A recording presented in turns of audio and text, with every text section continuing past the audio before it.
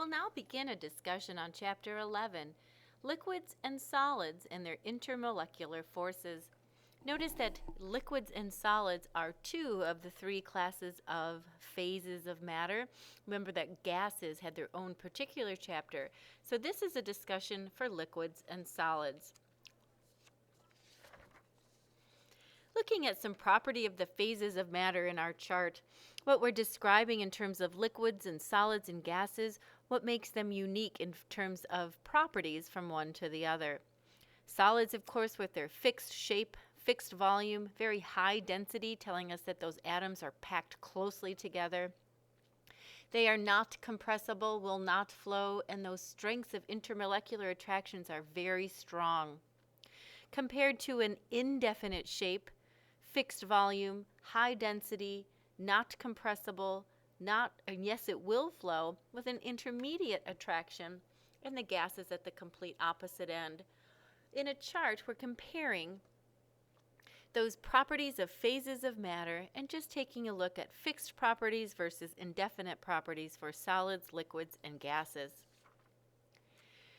This slide shows the three phases of water in just a molecular diagram to compare gases versus liquids versus solids. Notice that the densities of ice, which is solid water, and liquid are much larger than the density of steam. Those atoms are packed closely together in the phases of matter as solids and liquids. Notice that the densities and molar volumes of ice and liquid water are much closer together than compared to steam. Gases are mostly empty space where those molecules are very far apart from one another. Notice that the density of ice is larger than that of liquid water. This is not the norm, but is vital to the development of life as we know it. Water is unique in that it expands when it freezes.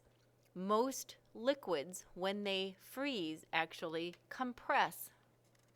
But water is unique due to its hydrogen bonding.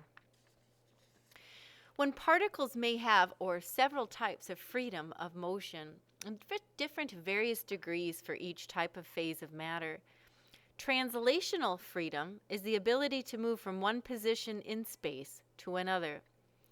Rotational freedom is the ability to reorient the particle direction in space. And vibrational freedom is the ability to oscillate about a particular point in space. Translational, rotational, and vibrational are terms to describe the ability of an atom's movement. Solids, those particles in a solid that are packed close together and are held in a fixed position. They may vibrate. So in other words, if these are the atoms sitting next to each other, they can vibrate, but they are in a fixed position. This wiggle and waggle is noting as a vibration. The close packing of the particle results in solids being incompressible.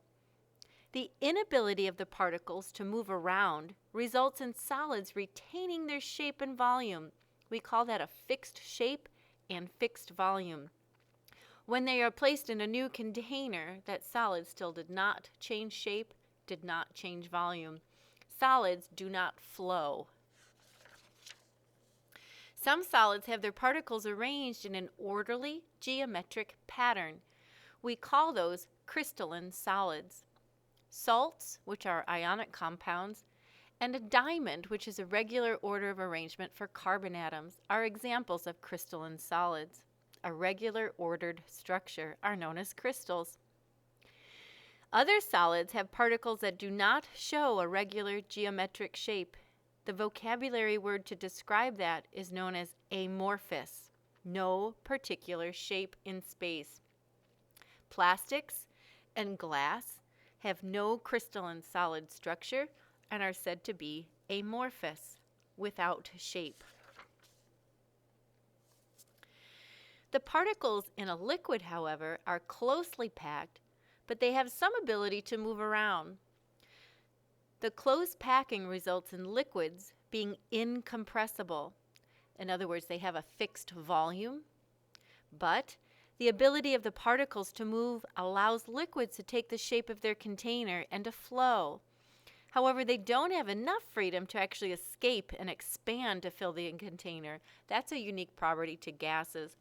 So if solids can wiggle and waggle, molecules of liquids can flow past each other, but they're still held with a definite volume. Gases, however, are complete independent motion and can occupy whatever size container you place them in. So any molecule in the gaseous state, those atoms have complete freedom of motion and are not held together. Gases are mostly empty space. The particles are constantly flying around and bumping into each other and the side of their container. We know that when a gas bumps the side of their container, we define that as the term pressure. There is a large amount of space between the gas particles. Compared to the size of the particles, the space that the particle occupies is negligible volume to the container that they're in. So the molar volume of the gaseous state of a material is much larger than the molar volume of a solid or a liquid. If a gas is mostly empty space, it will occupy whatever size container you place it in until a complete even diffusion has taken place. Because there is a lot of empty space in gas particles, they are easily squeezed together and are said to be compressible. This is a piston. If I pull up on the piston, the gas will occupy the entire space. Since it's mostly empty space, I can push down on the piston and compress, giving them a smaller volume to move around. Particles are not held in close contact and are free to move.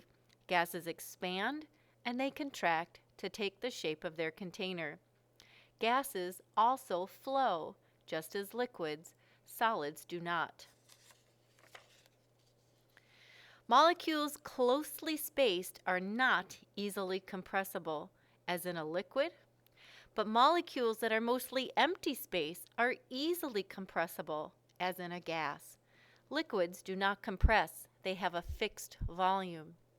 Gases easily compress, they do not have a fixed volume.